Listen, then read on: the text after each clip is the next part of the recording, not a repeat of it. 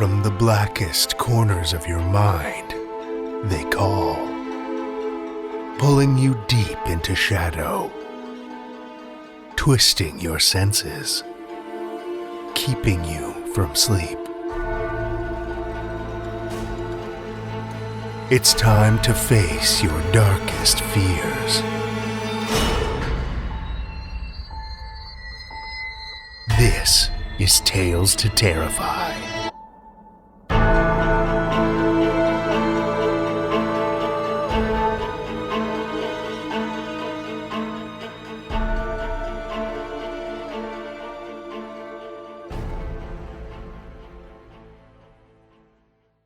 Good evening, children of the night, and welcome.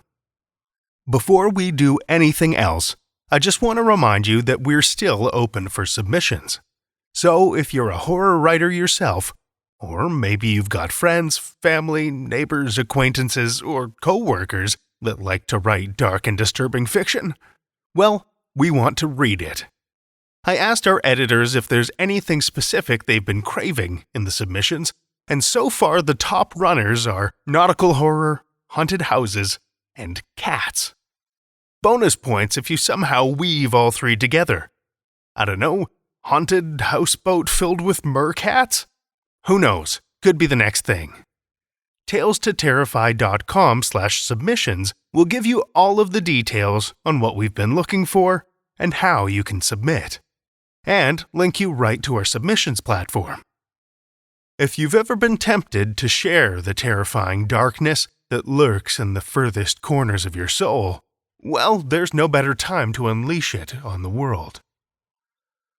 It's hard to believe, but including this week, we're just one state and a district away from completing our tour of haunted locations, killer creatures, and terrifying legends of the United States.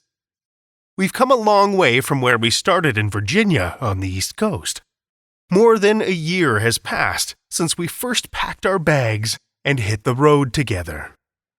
We've crisscrossed the country a couple of times and taken a few detours along the way, too.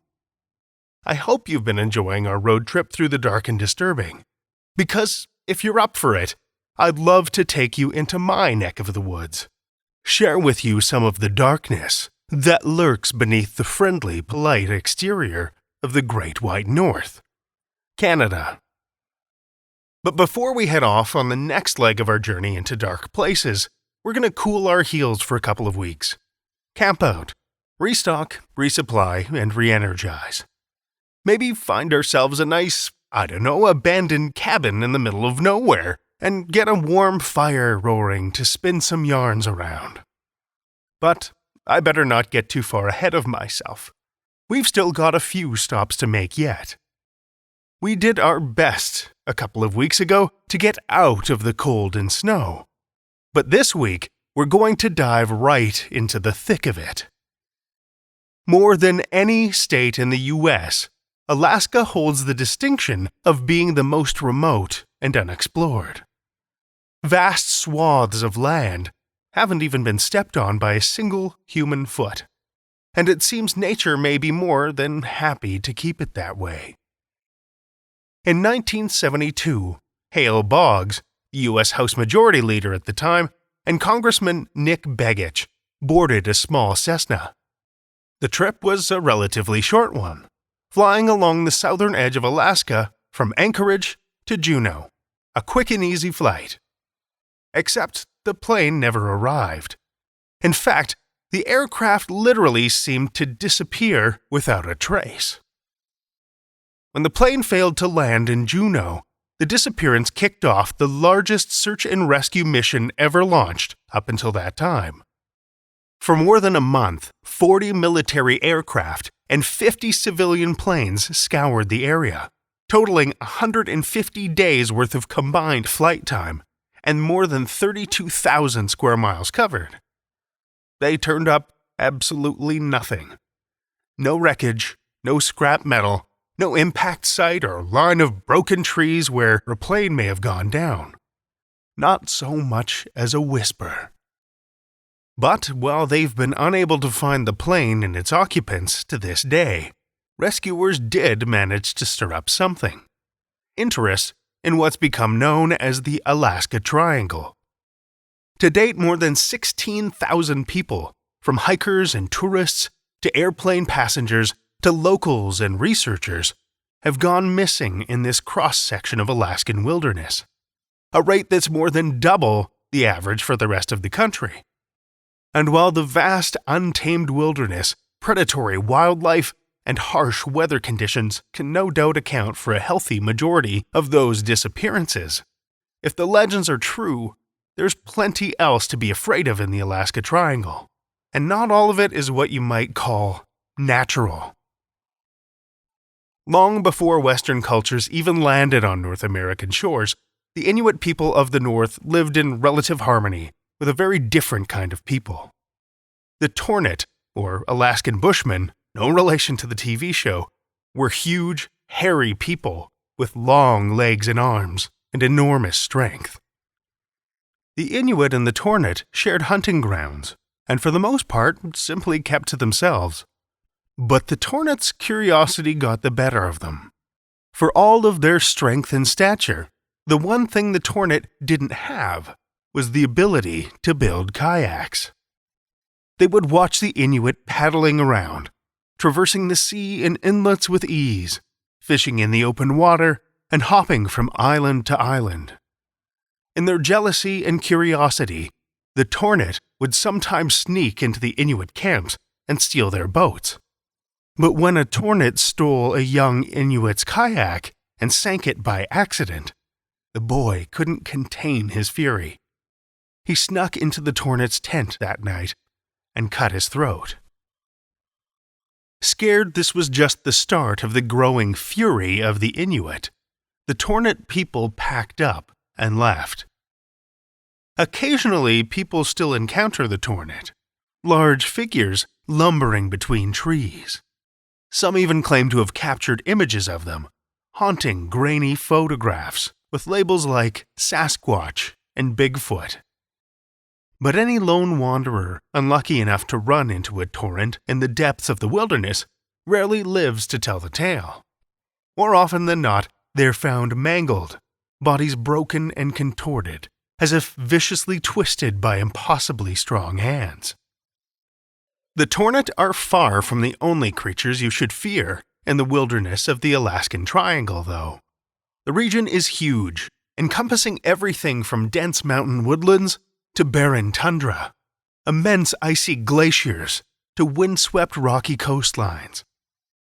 Most of the major settlements in Alaska are along the coast. But if you do happen to leave the cities, wander out amongst the rocks and untamed wilderness, it's probably best to keep an ear out. Beneath the gentle rush of waves splashing the shore, and the shriek of hungry seabirds, it's faint at first, a humming, light and ethereal, at once eerie and unsettling, and strangely alluring. Gazing out to sea, if you're unlucky enough, you may catch a glimpse of her flowing between waves. Green, fishy skin covers her body, and long strands of dark hair hang off of her head, writhing like seaweed in the flowing tide. The Kalupalik is vaguely human-like at first glance, but as she nears, her features aren't quite right, and her fingernails are impossibly long, dark and claw-like. As soon as she begins to hum, though, she suddenly doesn't seem so strange, becomes almost attractive. But that's the real danger now, isn't it? It's the humming that the Kalupalik uses to lure kids to the shoreline, where she snatches them, stuffs them into the pouch on her back, and drags them under the water, never to see their families again. While the Kalupalik prefers them young, even adults aren't always safe at the shoreline. If there's anything more terrifying than a child-snatching sea hag, I'd say it'd have to be the 15-foot-long sea serpent known as the Tizaruk. They're not so subtle as luring children into the water. No, the Tizaruk, their style is less deception and more good old-fashioned snatch and grab. Despite having a 7-foot-long head lined with scythe-like teeth, they're known for being incredibly quick and incredibly quiet. The Tizorok have been known to snatch people off of piers and the decks of boats without so much as a sound and barely a ripple of the water. Okay, so clearly the shore isn't safe. But aside from the Sasquatch wandering the land, who seem few and far between, maybe keeping to the forests and mountains is a better bet. Except, and you knew there would be an except, there's the dogs. Sure, wolves and coyotes are some cause for worry. But what you really need to watch out for is the dogs with human torsos. They're called adlet, and they're bloodthirsty, savage creatures that could put the meanest timber wolf to shame. Born from an unnatural coupling between an Inuit woman and a dog, they were banished to a remote island.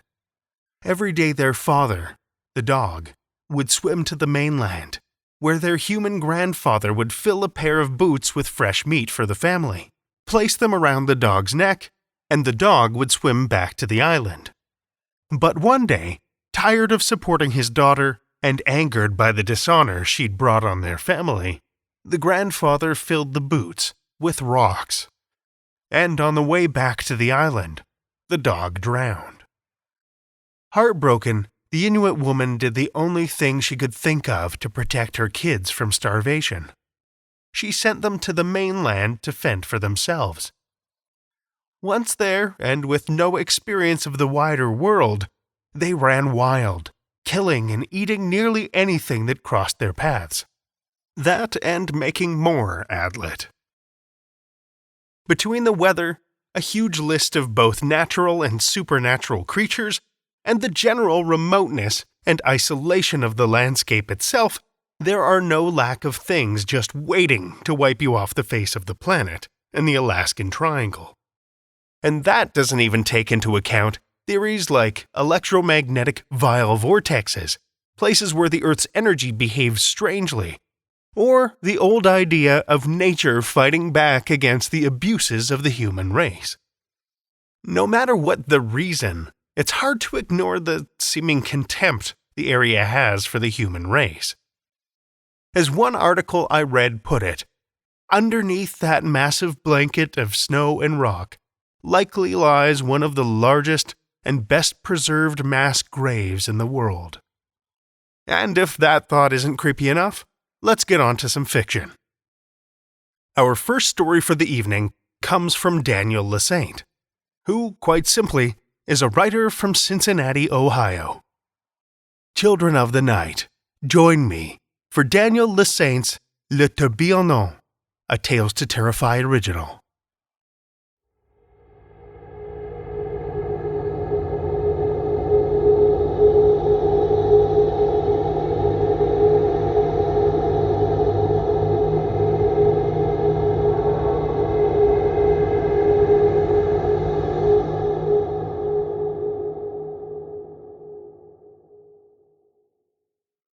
Ava loosened the belt on her bathrobe with one hand as she approached the bedroom doorway. Her right hand held a glass of Cabernet Sauvignon. Jim knew it was Cabernet because that was all she drank. "Sorry to make you wait, hon." Her words came out slow and soft, but clearly articulated. She's not drunk, Jim thought. Not yet. He sat on the bed, muscles sore and twitchy from overstimulation, his clothes wet and cold. He looked at her, but not at her face. The skin on his hands burned with the onset of fresh calluses. He felt the urge to rub them together, but he sat still. He waited for what might come next. "I was watching you from my window while I made the calls. You did good out there.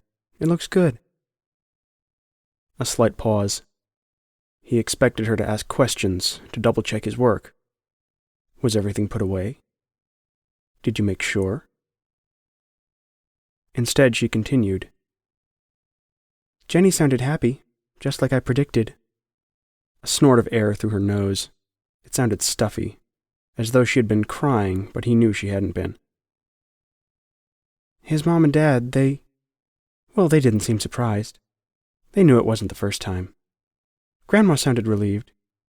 She wants us to visit soon. The low rumble of thunder vibrated the house. Jim didn't recall there being a lightning flash. The rain had been coming down steady for hours now. I really don't think we have anything to worry about. She made a step forward, crossing the threshold from the brightly lit hallway into the bedroom. Anything at all. He found he could look at her easier now that her face was in the shadows. Her left hand held onto the robe's belt while her right swirled the Cabernet around and around in its goblet. Jim recognized this habit of hers. She wasn't concerned about the quality of the wine. She was thinking. Eventually, after a few more glasses, the habit would break. Aren't you cold, baby? You should get out of those wet clothes. We'll need to wash them. She looked down at her wine, legs forming on the side of her glass, and took a small sip. You know what? She spoke up, as if the idea had just occurred to her. Let's go shopping tomorrow. We've earned it now, haven't we? We'll get all new clothes, a whole new wardrobe, the both of us. She came closer, bending to set her wine glass on the nightstand, and sat down next to him. She was a small woman, shorter than Jim for almost a year now, and he barely felt the bed sink under her weight. Jim, baby, it's all right. You can look at my face. It doesn't hurt that bad, I promise. She reached out and put her hand on his, squeezing gently. He started to look up, but quickly turned his head away. You're awfully strong, you know. I can't say it doesn't hurt, but I'll be okay. We had to do it, you know? You did good. She squeezed again, and now he did look up into her face. Her eye had not only started to turn purple, but it was now swollen too. Her nose looked normal in the dark of the bedroom, but he knew it would be fully bruised tomorrow. He could see the darkness of what he knew to be dried blood crusted around her nostrils. But her mouth was the worst. Looking at those lips caused him a tinge of nausea that made his heart rate speed up. Puffy and bruised with a cut on the corner of her mouth where her teeth had cut into them. He wanted to look away again, but she wouldn't let him. She had reached out and took hold of his chin, turning his face toward hers. Jim, I want you to listen to me, baby. You're the man of the house now. I need you. I need you strong. Can you do that for me? Lightning flashed outside, and this time he did see it. The spark of electricity flashed in her eyes as he nodded, her smooth hand sliding on his face. He said that he would. Outside, the rain came down in heavy sheets, softening the mound of dirt in the backyard and driving it back into the earth, where it belonged. Jim had dug deep. The mound was large, but it wouldn't take long. She said they could buy grass seed tomorrow, maybe a little tree to plant there. They talked for a while about the past. She went to refill her wine and brought the bottle up for them to share. They talked about the future. She sat on the bed, swirling her wine around and around in hypnotic circles. Everything was going to be better now. They were safe. They were free.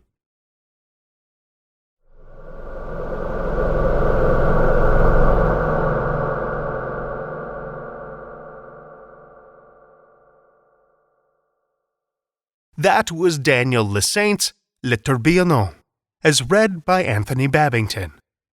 Anthony Babington is an aspiring voice actor who looks just slightly off from how he sounds.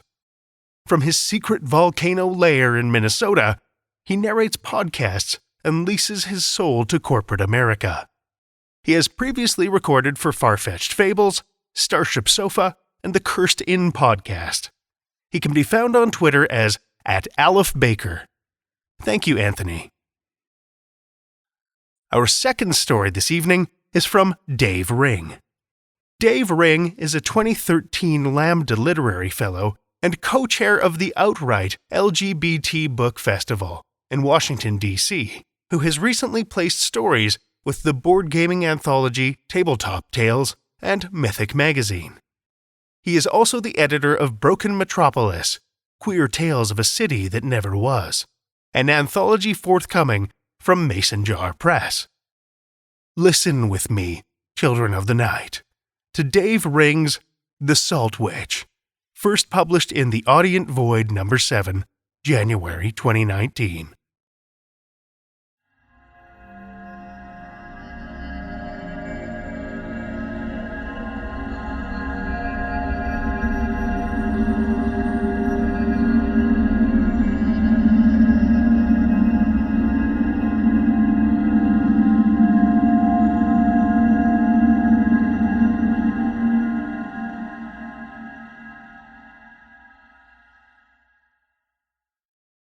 Who's in the teacup? Who's in the blood? Who's in the river, singing back the flood? Who's in the hollow? Who's in the sea? Who's in the ocean, laughing at me? The Salt Witch. When you live in this town, and you work on the shore, you get into the same routine as everybody else. Especially at the end of the long days we have in the summer, when the sea breeze comes in from the east, and an orange and purple sunset spreads across the whole sky like the most beautiful bruise you've ever seen. You get ice cream on the boardwalk from one of Sammy's 3 kids. You buy the Daily Gazette from Shaniqua Collins or her husband Tom at the corner store. You drink cheap beers at Rossio Heights. You shoot pool at Theodot's. And when your birthday comes around, you go to the carriage house on the back part of the abandoned McAllister estate to have old lady Holder read your future. You don't ask where she gets the fist-sized squids she has swimming around in that murky tank of water. You hand her the $40 and put the kettle on with seawater like she tells you to.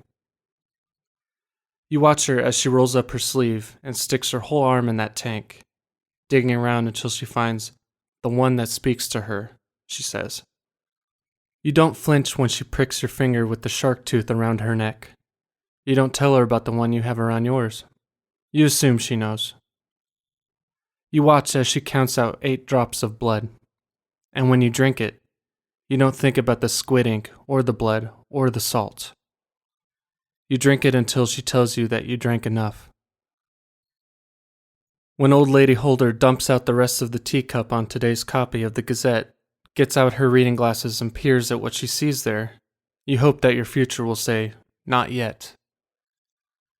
And when she offers you the Salt Witch's blessing for another $40, you always say yes. Except maybe that year you don't have much in your pockets. Your starved wallet barely makes a dent in the front pocket of your cutoffs. But old lady Holder doesn't do much with sorry or maybe later. Everyone at Theodot's will know you went to see her. They'll expect the smudge line of black ink across your brow. So in the car you lick your thumb and use the rearview mirror to smear newsprint on your forehead, just to avoid the talk. I get home late. I'm not there 5 minutes when there's a knock on the door. I answer it, unthinking. And there's 4 acolytes on the porch, their faces covered with masks. They move in quickly. I get pulled out onto the porch, dragged into the street. I should have given the old lady Holder the extra $40. What did I do? I try to ask, over and over, but they don't answer. I've seen them before, of course, but never this close. I offer them money that I don't have, but they ignore me. The masks are screaming, tooth-filled mouths carved from gnarled driftwood. Smooth green and blue beads of sea glass dangle from them on silver threads, clatter against each other when they move. Wild manes of seaweed, still vibrant and wet, cascade from the brow and sides. The seaweed is a mess of dead man's fingers, wrack and bowl kelp, frilly and coarse. I fight them, but their hands are strong and unyielding. They drag me through the center of town, and no one raises a finger. I stumble barefoot through the square. They just avert their eyes. I see Jeanette and Saul. I yell their names. They stop in their tracks. Jeanette pulls Saul back, shakes her head. I want to cuss them out, spit at their feet. But I'd been there myself on a late night when the acolytes came through. So I say nothing. They take me to the beach, like I knew they would. When we reach the hollow, right by where the river meets the sea, the acolytes hold me down and cut my clothes away with a knife. It's dark at first, but they light candles, and then the light coming through the storm sconces makes everything ruddy and strange. They still say nothing as they prepare things, and it's quiet, just the surf and heavy breath of exertion from tearing a grown man unwillingly from his home. They wear little besides their masks, only scraps of twine around their necks, strung with broken shells. It makes my own forced nakedness feel less vulnerable than I would have expected. One acolyte has a circular scar on her hip and thigh. Another is missing most of his foot. They push me to my knees, chain my wrists to the manacles bolted to the ceiling. They hold my head still between their hands, so they can decorate my hair with dahlias, weave them into a garland around my shuddering, bare waist. One of the acolytes has a look to him. He carries a bag woven from dune grass, now empty of flowers. If he hadn't been an acolyte, and I hadn't been a sacrifice, I'd cherish the sight of his body. Sand clings to his wide chins and the flat muscles of his chest. When he slings the bag over his shoulder and looks back at me, the candlelight catches him just so, and the hair on his arm glints like burnished gold. He looks like someone I knew once, would have sworn was lost forever. I think I'm meeting his eyes through the mask, and I feel something like hope. But he turns and leaves me there, like the others. I've been here before, and long as I've been alive, the tithe has got made in the hollow, when the tide was low, and the moon was almost dark. They said that before the salt witch came, the river ran high, and people died. The tithe kept her happy, see? Kids were always daring each other to go to the hollow. But as much as you might be giggling when you go in there, it was hard to laugh after you saw the rock. And the chains broken and old. The dares only happen during the daytime. It's much easier to be brave when, after you've had enough, you can run right back out of the darkness to feel the warmth of the sun on your face. There was a boy I used to play with, the summer I turned 17, named Raoul. We thought we were men. We'd shed our youthful fat, grown our hair on our chests. Well, he had a wiry copper red against the brown skin of his belly. Both of us were even darker than usual from long days spent in the sun. Raoul had planned to leave the village in the fall, take up a trade in the city. I always told him that I'd go with him, but in my heart I never really imagined leaving. We thought no one knew what we got up to on the dunes, after the sun slipped under the skin of the sea. We didn't even know what to call it, or if we did, we didn't say the words, not out loud anyway. But we were happy. When they took Raoul for the tithe, I was waiting for him by the beach. It wasn't like him to be late, so I waited for hours. I killed time making up my own names for the constellations, since I didn't know the real ones. Eventually I got cold and went home. My mom had asked me where I'd been, licked her fingers and fussed with my hair. Normally she didn't bother, so it struck me as strange. By the time I got the story out of her, it was already too late. It didn't feel real at first. I imagined a woman in a white suit arriving at his family's door saying, "The salt witch takes her due." See, Raoul wasn't the first I lost to the tithe. When I was a boy, my Aunt Jocelyn was chosen. I liked her. Her and her husband always treated me and my sister like we were grown. Listened to what we had to say. She didn't come back. Everyone knew that you had to give the salt witch your troublemakers, or else she might come for you. Maybe she'd have some use for them, and they'd come back to you. Mostly they did, and the ones that didn't, well, if you were too bad for the salt witch to find good in you, you must have been pretty bad. They took Jocelyn from my grandpa's house next door, kicking and screaming. I remember how strange the salt witch's acolytes looked. I remember seeing a woman's uncovered breasts for the first time. I remember my mother covering my eyes with her hands, her fingers still smelling of the sea after a long day at the wharf. I remember she wouldn't let herself cry. That night, she smashed a teacup against the wall and just stood there. It scared me. My sister Kayla pushed past me, bent down to pick up the pieces. Kayla had to ask Mom to move 3 times so she could clean up. The next morning, my mother put both of us into our Sunday best. Kayla's hair carefully braided and mine freshly buzzed. We walked next door and Grandpa was sitting at the dining room table with Uncle Brian, Jocelyn's husband, and a few of the neighbors.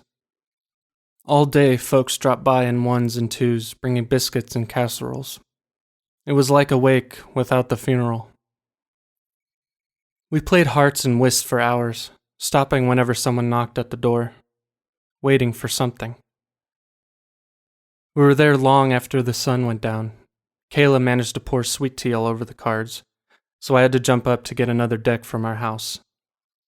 But there was a woman at the door. She wore a white suit and had a matching scar on her chin that crept down her neck and stood out against her dark brown skin.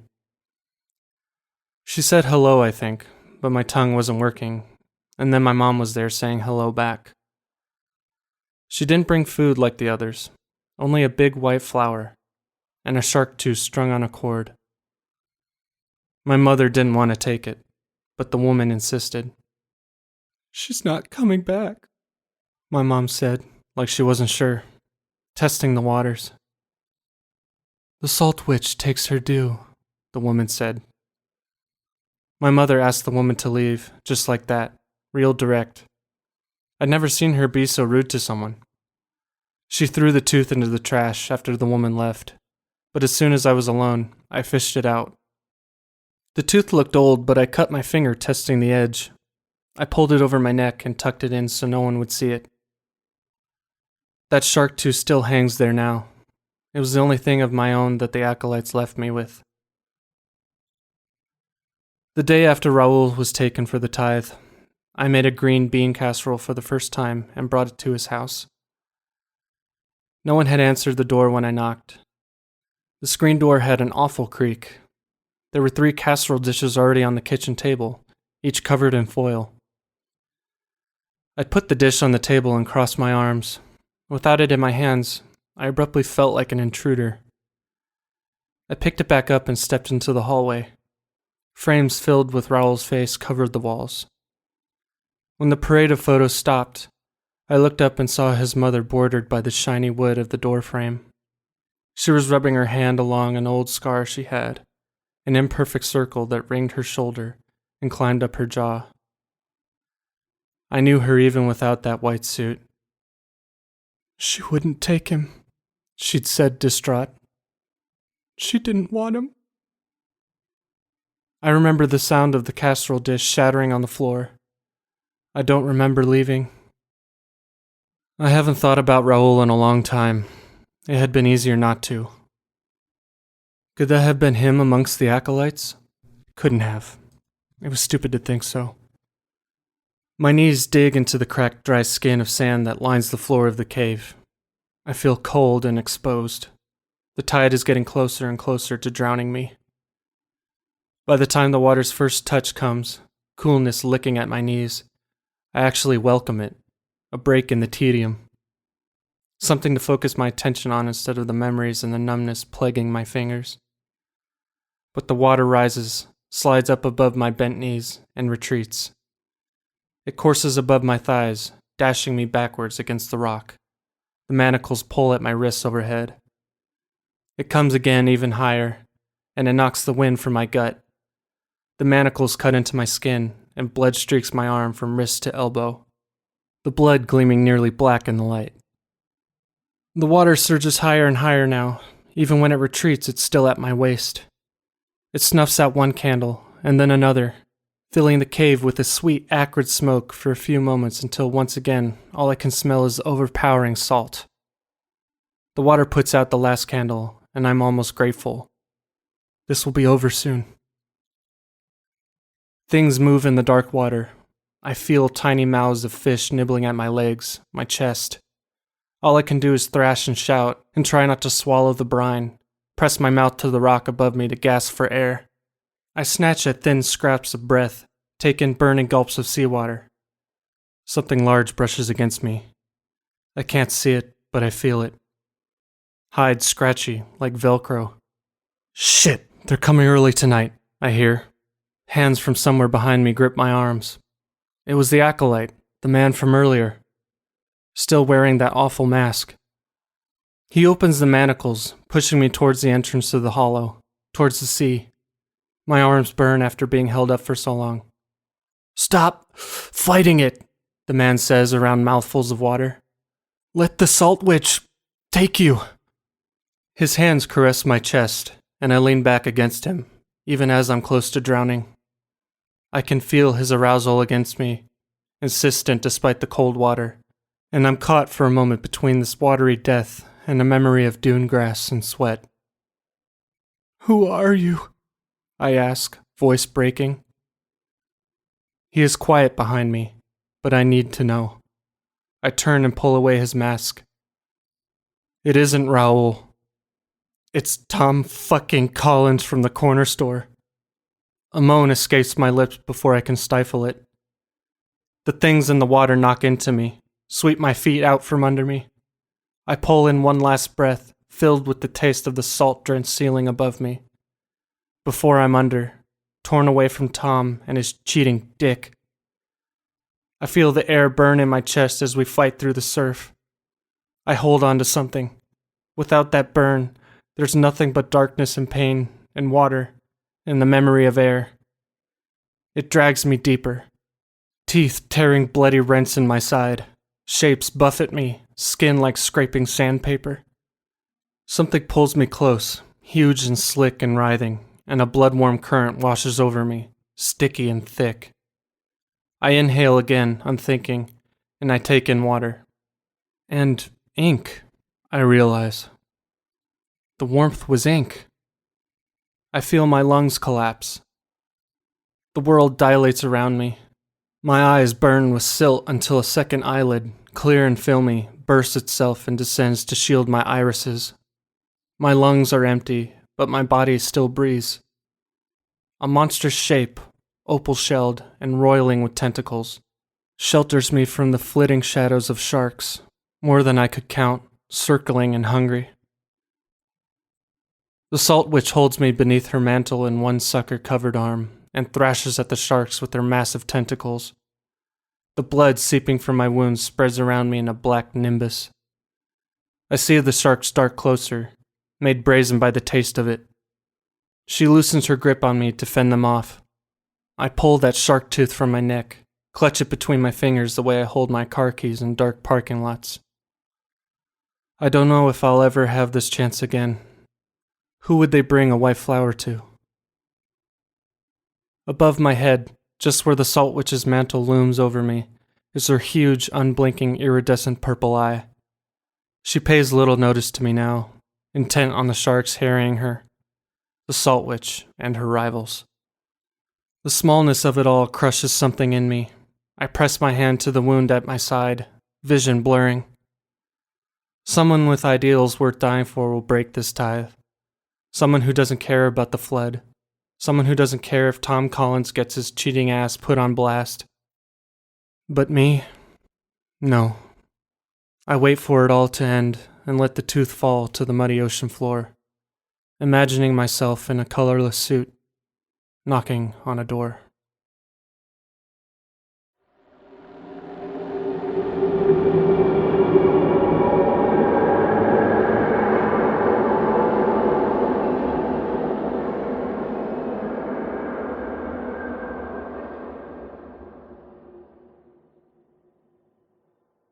That was Dave Ring's The Salt Witch, as read by Spencer DiSparti.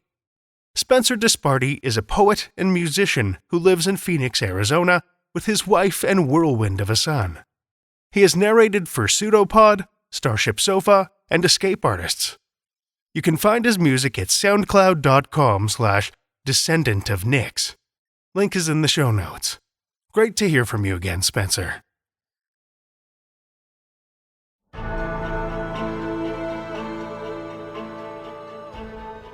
Well, children of the night, the hour is late, and we've run out of tales to tell. For now. Support us on Patreon for access to ad-free episodes and bonus content. Visit patreon.com/Tales to Terrify to sign up. Or if PayPal's more your style, you can support us via the link near the bottom of our homepage at talestoterrify.com. And if you've got a minute to spare, we'd love it if you'd pop over to Apple Podcasts, Spotify, Stitcher, or wherever you listen to podcasts and leave us a rating or a review. Ratings and reviews are huge to a volunteer-run podcast like ours. It helps us expose more listeners, to our dark influence. Tales to Terrify is produced by Seth Williams, Pete Morcellino, Meredith Morgenstern, Julia Zellman, and myself, Drew Sebastini, with original theme by Nebulous Entertainment. Tales to Terrify is distributed under a Creative Commons Attribution, Non-Commercial, No Derivatives license. Join us again next week as we peer into the void with more Tales to Terrify.